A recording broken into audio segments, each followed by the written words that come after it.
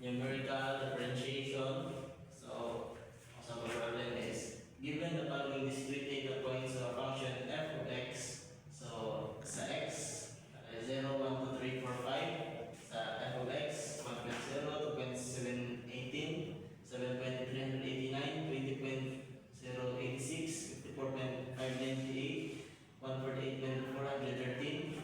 So estimate the derivative f prime of x at x is equal to 2 using the central difference method. So ato siya mo ito ang derivative sa f prime of x at x of 2 gamit ang central difference method. So numerical differentiation.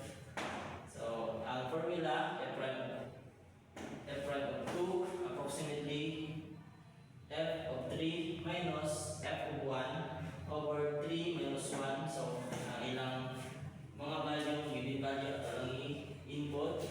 So value sa f of 3, value sa 3, 20.086 minus ang value sa 1 which is 2.718 over 2. So i-compute lang natin siya.